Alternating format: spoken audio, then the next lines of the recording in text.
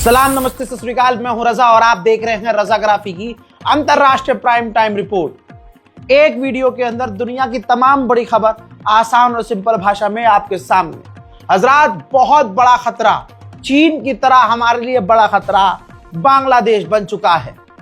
हर दिन बांग्लादेश से कुछ न कुछ ऐसी खबरें आती हैं जो भारत को चिंता में डालती हैं। भाई, बांग्लादेश में उस्मान हादी की मौत हो गई। किसी अज्ञात व्यक्ति ने उस स्टूडेंट लीडर के सर में गोली मार दी। विदेश भेजा गया, लेकिन उस्मान हादी की मौत हो गई, जिसके बाद इल्जाम बांग्लादेश ने भारत पर लगा दिया कि इसमें भारत का रोल है, जबकि भारत का इस मामले में कोई रोल हो ही नहीं सकता। जो पहले से बिखरा पड़ा हो उस पर भारत क्या ही कुछ करेगा। बांग्लादेश की खुन्नस सिर्फ यह है कि भारत में शेख हसीना को पनाह क्यों दे रखी है। और यह बात बांग्लादेश की ये वाली बात सही है कि जब बीजेपी सरकार बांग्लादेशी बोलकर अपने ही मुसलमानों को अपने मुल्क से निकालने पर तुली है, तो बांग्लादेश की पूर्व प्रधानमंत्री को इसी बीजेपी ने बचाकर सेव क्यों रखा है। भाई, वापस फेंको इसे। सरकारी तौर पर बांग्लादेश ने 3 बार भारत से रिक्वेस्ट किया है कि शेख हसीना को हमारे मुल्क को सौंपिए, लेकिन मोदी सरकार का दोगलापन यह है कि भारत के मुसलमानों को बांग्लादेशी बोलकर भारत से भगाना चाहती है, लेकिन जो पूरी दुनिया जानती है कि शेख हसीना बांग्लादेशी है, उसे भारत में रखी हुई है। अब उस्मान की मौत हो गई, सर में गोली लगी थी, इल्जाम भारत पर था, और इसके बाद प्रदर्शन बांग्लादेश में शुरू हो गया। प्रदर्शन बांग्लादेश में इतना खतरनाक कि भारत की 2 जो बांग्लादेश में वीजा के लोकेशंस थे, वीजा दफ्तर थे, उसको बंद करना पड़ा, क्योंकि प्रदर्शनकारी वहां पहुंच गए और उन्होंने भारतीय दूतावास को नुकसान पहुंचाने की कोशिश की।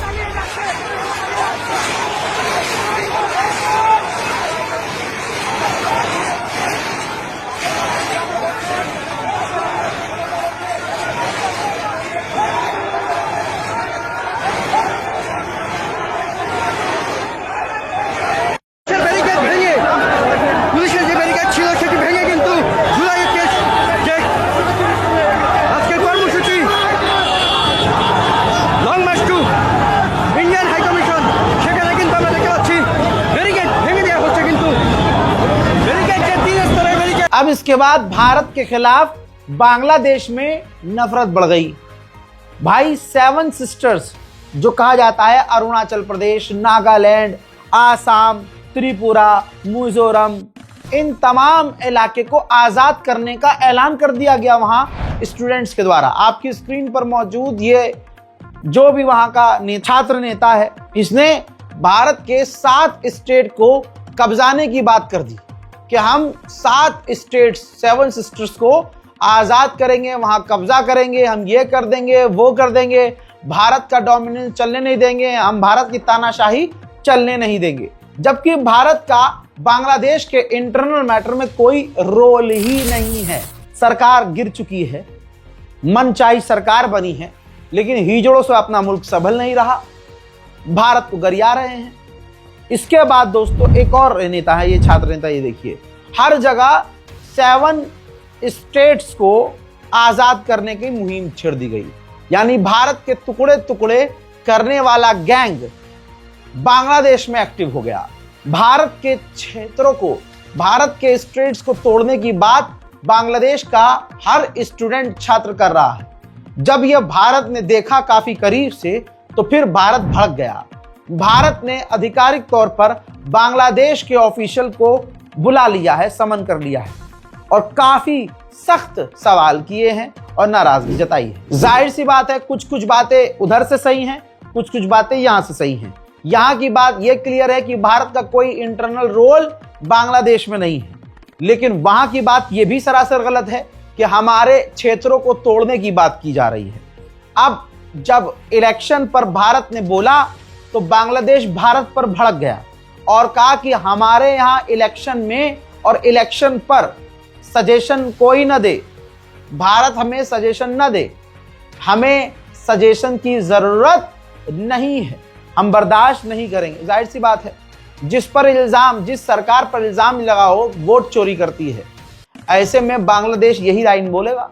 हजरात, आप सोचिए कि मोदी सरकार खुद कितनी दोगली है।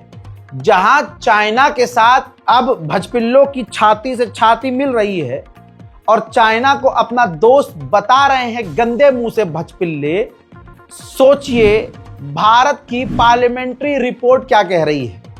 भारतीय पार्लियामेंट्री रिपोर्ट के अंदर बताया गया है कि बांग्लादेश को भारत के चिकन नेक और दूसरे इलाकों में अपने एयरबेस को मजबूत करने के लिए चाइना बांग्लादेश की मदद कर रहा है।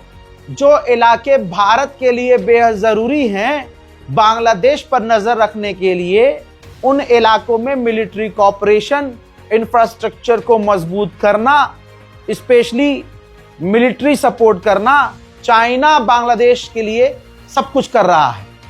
तो चाइनीज फुटप्रिंट नजर आ रहे हैं बांग्लादेश के अंदर, लेकिन दूसरी तरफ हमारा 56 इंच का पीठ लेके जो घूम रहा है वो डरपोक तानाशाह, फाफा, अणुओं के फाफा, लाल आंख दिखाने की बात कर रहा था, खुद चाइना के आगे से फरार नजर आ रहा है।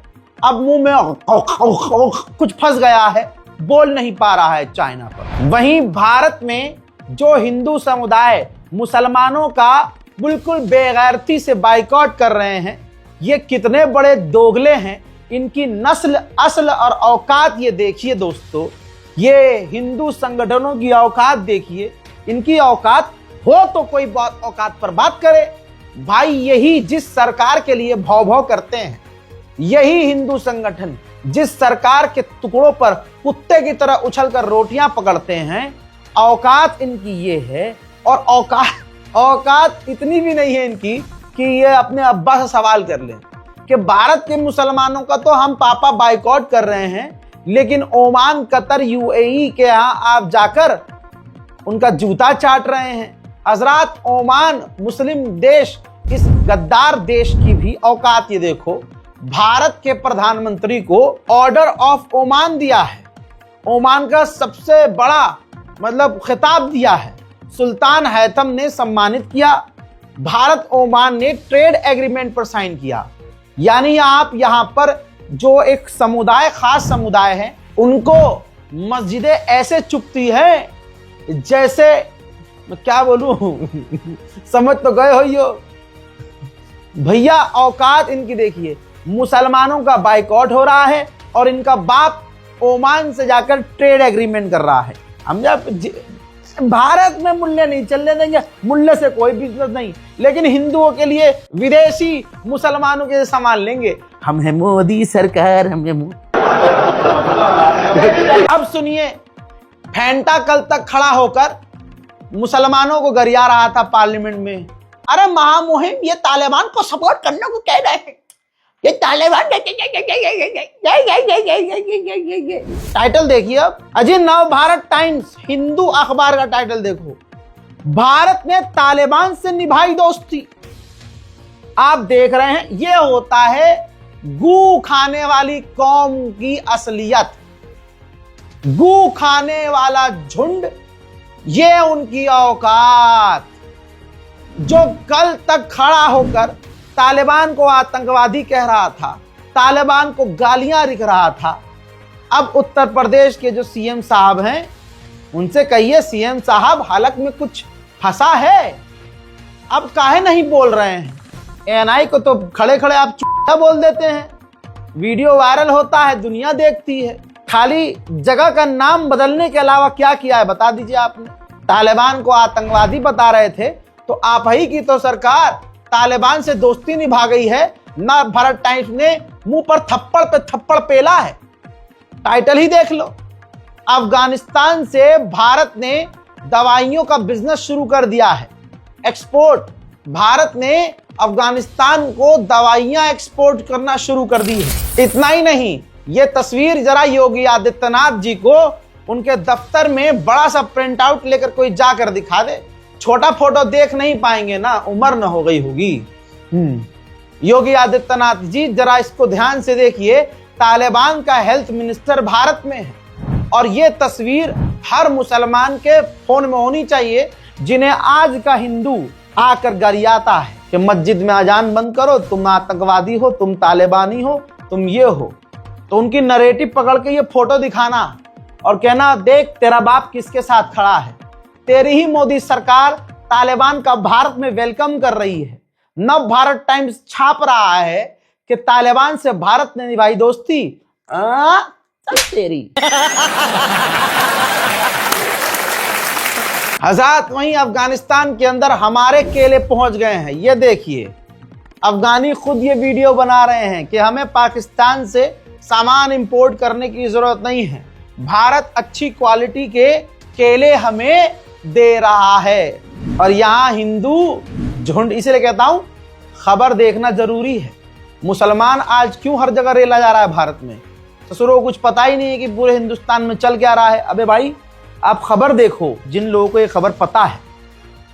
कल जब कहीं कोई हिंदू नामी व्यक्ति चौड़ मार रहा होगा मोदी के नाम की, तो ये जब खबर कोई मुसलमान, कोई भी हमें देखने वाला हिंदू बोलेगा कि हाँ भाई तालिबान से तुम मिला रहे हो, मुंह जबान से चाट रहे हो उसकी जबान, उसको केला दे रहे हो, तो मोदी सरकार तालिबान से दोस्ती निभा रही है, दवाई एक्सपोर्ट कर रही है, वहां के हेल्थ मिनिस्टर को भारत राजधानी दिल्ली में बुलाकर मेहमान नवाजी कर रही है।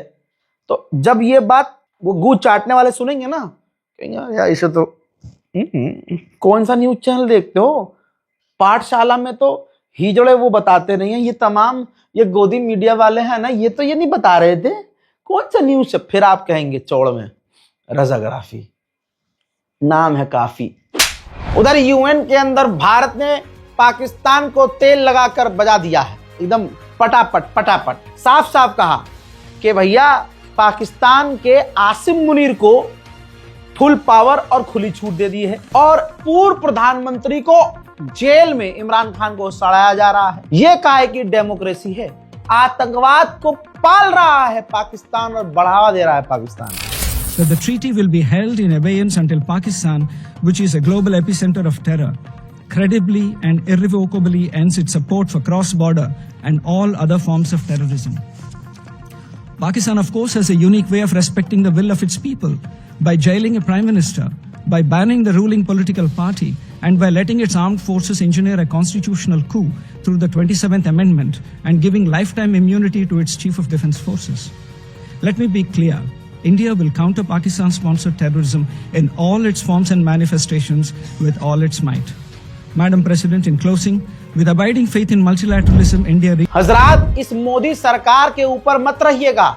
इनका हिंदुत्व दोगला, इनकी औकात दोगली, इनकी नस्ल भी गंदी। जो वंदे मातरम पर ज्ञान पेलने में बिजी हैं, इनके बाप दादाओं ने 40-50 साल तक भारत का तिरंगा आरएसएस के दफ्तर पर लहराने नहीं दिया था।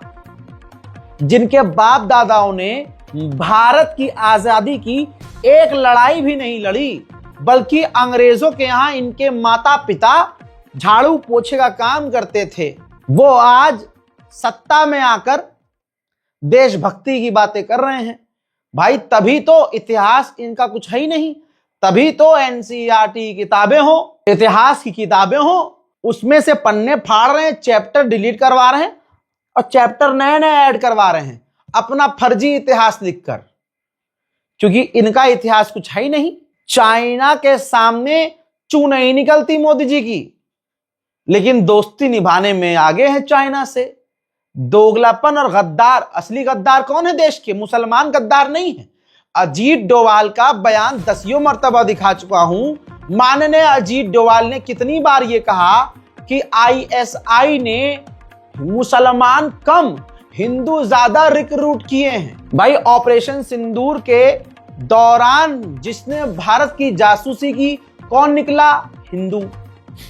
जिसने भारत की सेंसिटिव मूवमेंट, सेना की मूवमेंट, सेना की खास सेंसिटिव जगहें, इनकी तस्वीरें पाकिस्तान को पहुंचाई, ज्योति, वो यूट्यूबर कौन निकली? हिंदू।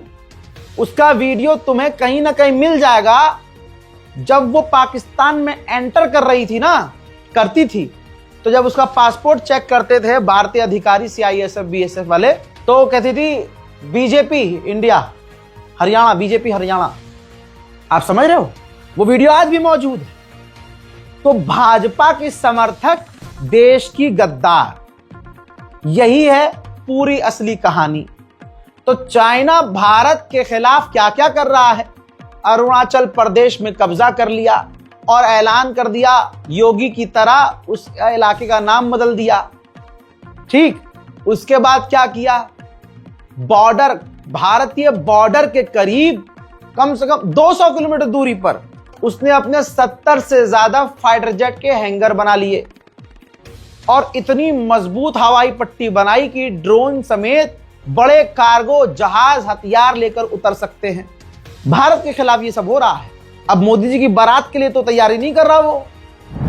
अब सुनिए, ये तस्वीर देखिए भाई, चाइना ने एक पक्षी के अंदर जीपीएस ट्रैकर लगाया और भारत का जो सबसे बड़ा कर्नाटक में नेवल बेस है वहां भेज दिया। इसकी गर्दन में ट्रैकर लगा हुआ है, टॉप मोस्ट ट्रैकर। अब चाइना की यह हरकत क्यों है? ताकि भारत की समुद्री ताकत कितनी खतरनाक है, भारत समुद्र में कितना ताकतवर है, भारत समुद्र की सुरक्षा में किस किस जगह पर क्या क्या चीज तैनात कर रहा है, उस पर नजर रखने के लिए चाइना ने यह हरकत करी। मुझे बताओ, मोदी जी की है इतनी औकात तो सीधा चाइना को मजबूत पैगाम दे कि भाई तुमने ये क्या किया है, नहीं है ना?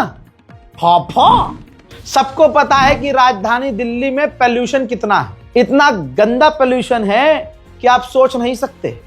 एक आदमी नॉर्मल ही दिल्ली में अगर रह रहा है तो एक दिन में सिर्फ हवा से ही उसको इतना पोल्यूशन अंदर जा रहा है कि 200 सिगरेट एक दिन में पी रहा है।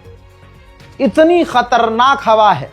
पूरी दुनिया की सबसे गंदी हवा भारत की राजधानी दिल्ली की है। दिल्ली वालों ने बटन दबाया था भाजपा का और चौड़ में हिंदुत्व की आड़ में भाजपा जीत गई। अब खून के आंसू दिल्ली वाले रो रहे हैं। मेरा खुद का दोस्त जो दिल्ली में रहता है वरुण, वो बेचारा कल तक जो सिर्फ भाजपा भाजपा का स्टेटस लगाता था, अब वो खुद भाजपा की आलोचना कर रहा है। कल मैंने मैसेज किया, काहे बे भाजपा की आलोचना कर रहे हो, राम जी के विरोधी हो गए हो गंदे। तो उसने एक ही रिप्लाई किया, भाई मैं सब समझ गया। जितनी देर से इस देश का हिंदू समझेगा उतना ही ज्यादा नुकसान होगा। जितनी जल्दी इस देश का हिंदू संभलेगा, इस देश का कल्याण उतना ही तेज होगा। चाइना की दोस्ती पर भरोसा नहीं करना, ये भाई 2 का पत्रकार 5 साल से गा रहा है, लेकिन इतनी सी बात किसी को समझ में नहीं आती। अभी मैंने आपको बताया कि चाइना भारत के खिलाफ क्या क्या कर रहा है। अब भारत में, नई दिल्ली में, भारत के अंदर जो चीन के स्पोक पर्सन हैं, उन्होंने ये तस्वीर शेयर की, ट्वीट किया कि एक वक्त चाइना के अंदर भी ऐसा ही पॉल्यूशन था, तो हमने वहां का AQI जैसे कंट्रोल किया, हम नई दिल्ली का भी कंट्रोल कर सकते हैं, नई दिल्ली को भी मदद कर सकते हैं, भारत की मदद कर सकते हैं। ठीक, अब क्या भारत को चाइना से मदद लेनी चाहिए? क्यों भाई, आत्मनिर्भर हम नहीं हैं, हम चाइना पे क्या ही भरोसा करें। मान लीजिए चाइना ने नई दिल्ली में ऐसी ऐसी जगह डिवाइस, एयर प्यूरिफायर के, मतलब कोई ऐसी टेक्नोलॉजी डिवाइस तैनात कर दिया जिससे पॉल्यूशन तो चलो खत्म हो रहा है, लेकिन उसी डिवाइस के अंदर कोई जासूसी वाली चीज होगी, उससे हमारे लिए कितना बड़ा खतरा होगा। ये बात सोचिएगा और फिर सरकार इस पर क्या रिएक्ट करेगी, सोचकर जवाब दीजिएगा। डायरेक्ट सरकार से पूछिएगा। उधर इसी चाइना ने जो भारत की मदद कर रहा है, पाकिस्तान के लिए उसने सबमरीन बना दी है। देखिए दोस्तों, तस्वीर आपके सामने है। पाकिस्तान नेवी ने लॉन्च भी कर दी है 4th हैंगोर क्लास की सबमरीन, जिसका नाम PNS गाजी है। चाइना के वुहान से इसको लॉन्च किया गया है। पाकिस्तान की नेवी की ताकत और बढ़ चुकी है। और सुनिए, पाकिस्तान और चाइना दोनों ही सेना भारत के बॉर्डर के करीब मिलिट्री एक्सरसाइज कर रही है। एक तरफ चीन खतरा पैदा कर रहा है हमारे लिए और यहाँ दोस्ती का हाथ दिखा रहा है। मुंह पे थप्पड़ मारना चाहिए, लेकिन मोदी जी खुद ही मुंह पे हाथ रख के इधर उधर घूमने में व्यस्त हैं। बताइए दोगलापन कितना है। पापा ने जंग रुकवा दी, नंगा हो गया ये भी खेल। भाई मोदी के चाहने वाले भी झूठे और मोदी जी भी झूठे। पूरी एड बनाई गई थी, पापा ने वॉर रुकवा दी, पापा ने वॉर रुकवा दी। भाई 2 हिंदू मारे गए, ये रही रिपोर्ट, ये रही न्यूज 24। महीना भर पहले रूस यूक्रेन वॉर अपडेट में मैं पूरे इस घमंड के साथ कहता हूं कि अपने वतन के लिए, अपने वतन के हिंदू मुसलमानों के लिए, खासकर हिंदुओं के लिए भी मैं ही बोल रहा हूं। ये देखिए, ये भाई 2 व्यक्ति, इस बंदे के लिए मैंने बोला था। भाई रूस यूक्रेन की जंग में उत्तराखंड का राकेश, एक हिंदू, शहीद हो गया, मारा गया। अधिकारियों ने परिवार को फोन पर जानकारी दी। बाप ने कहा बेटा पढ़ने गया था, उसे रूस ने बंदूक थमा दी। ये देख लीजिए दोस्तों, 2 लड़के, दोनों की लाश, दोनों ही हिंदू, भारत लाए गए हैं। थैंक यू फलाना जी, कोई बोल कर दिखाओ। फलाना जी ने रंग रुकवा दे, जंग रुकवा दी। अपने लड़कों को बचा ना सके, कहां है हिंदू संगठन? देश खतरे में है। हाँ, खतरे में इसलिए क्योंकि हिंदू संगठन डरा रहा है तुम्हें, और डर की आड़ में एक फेल आदमी को, चाय वाले को प्रधानमंत्री पद पर चिपका के रखा हुआ है। इसलिए देश का लगातार नुकसान हो रहा है। भाई बीजेपी की नेता हैं, रिपोर्ट आपकी स्क्रीन पर, उन्होंने खुद कहा है कि चीन हर दिन इंडिया की जमीन लैंड माफिया की तरह खा रहा है। तिब्बत की रक्षा मंत्री डोलमा गायरी बोली हम भी स्वतंत्रता चाहते हैं, भारत आगे बढ़े। अल्लाह अकबर। आज हिंदू सिर्फ मुसलमानों की नफरत में पागल हुआ पड़ा है, और पागल किसने किया है? इसी मोदी सरकार ने, बीजेपी आईटी सेल ने। असली मुद्दे हिंदुओं को नजर नहीं आते। राजधानी दिल्ली मेट्रो में जाइए या आप मुंबई की लोकल में जाइए, आपको हिंदू मुसलमान को गरियाता हुआ मिलेगा। असल मतलब ऐसा हो गया है मुसलमान कि भाई किसी भी चीज का फ्रस्ट्रेशन हो, हिंदू मुसलमान पर निकाल देगा, क्योंकि पापा को बोल नहीं सकते, क्योंकि पापा को लाने वाले यही थे। अब क्या करें? हजरात, जो डोलमा गायरी हैं, बीजेपी की ही हैं, जो बता रही हैं कि हर दिन वो कब्जा कर रहा है चाइना हमारे इलाकों पर, और पापा बोल नहीं पा रहे हैं। चीन कर रहे हैं, और हर दिन हिंदुस्तान का जमीन खा रहे हैं। जैसे गुंडा लैंड माफिया कब्जा करती है ना, उस प्रकार से करती है चीन। ये बातें वाराणसी पहुंची तिब्बत की निवासी सरकार की रक्षा मंत्री डोलमा गायरी ने कही। उन्होंने कहा कि चीन आक्रमण करके नहीं बल्कि डरा धमका कर लोगों की जमीन हड़प लेता है। वहीं उन्होंने अपने देश की स्वतंत्रता पर भी बात की और उनकी आंखें नम हो गई। हजरात मोहतरम, गुजरात के पास पाकिस्तान का कासिम पोर्ट है, चाइना वहां पर इन्वेस्टमेंट कर रहा है, जो सीधा सीधा भारत के लिए खतरा है। ऐसा मैं नहीं कह रहा हूं, भारतीय एक्सपर्ट, रक्षा एक्सपर्ट खुद कह रहे हैं। भाई पाकिस्तान की औकात देखिए। भाई पाकिस्तान में कहां ईमानदारी है? ईमान और पाकिस्तान एक साथ हो ही नहीं सकते, बस नाम का ही पाक है।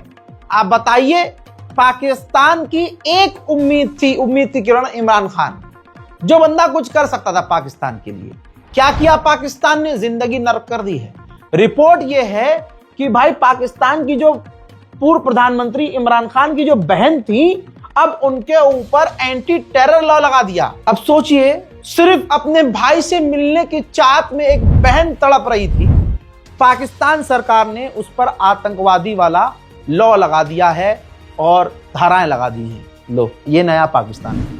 हज़ात उधर पाकिस्तान भारत पर जहर उगल रहा है, और हमारे वाले में औकात नहीं कि घूमने के अलावा पाकिस्तान को जवाब दे दे। अब पाकिस्तान के प्रधानमंत्री ने कहा कि ऑपरेशन सिंदूर में पाकिस्तान ने भारत को ऐसा सबक सिखाया है कि दिल्ली से मुंबई तक भारत भूलेगा नहीं। बिल्कुल नहीं भूलेंगे भाई। भारत के अंदर जितने आतंकवादी हमले हो रहे हैं, हमले तुम करवा रहे हो, पिटते कश्मीर के मुसलमान हैं। आतंकवादी हमले भारत के अंदर दीन इस्लाम के नाम पर तुम करवाते हो, पिटते और कुचले भारत के मुसलमान जाते हैं। भारत का मुसलमान इस बात को समझ ही नहीं पा रहा है कि तुम्हारे हरामी पने की वजह से भारत का मुसलमान पिट रहा है। दुनिया को यह पता नहीं है कि पाकिस्तान के मुसलमान भारत के मुसलमानों को मुसलमान मानते ही नहीं है। उनकी मानसिकता यह है कि तुम काफिर के साथ रहकर काफिर हो चुके हो, और भारत के हिंदू भारत के मुसलमानों को पाकिस्तानी मुसलमान कहते हैं। दिक्कत तो यही है, गद्दार हमारे यहां अपने भरे पड़े हैं, मुसलमान गद्दार नहीं है। बकौल अजीत डोवाल मैं आपको सुना चुका हूं। अभी पिछले जितने भी गद्दार पकड़े गए हैं, चेक कर लो कौन सी जाति के हैं, कौन से धर्म के हैं। ये एयरफोर्स का बंदा याद है आपको? सबसे ताजा मामला है भाई, उड़ीसा के इलाके से ये हिंदू गद्दार पकड़ा गया है जो भारतीय एयरफोर्स में था, पूर्व कमांडर। तो कौन सी कौम के, कौन से मजहब के गद्दार भारत में ज्यादा है, यह खुलकर सामने आ चुका है। हजरात, अंतरराष्ट्रीय प्राइम टाइम रिपोर्ट में आज अभी के लिए इतना ही।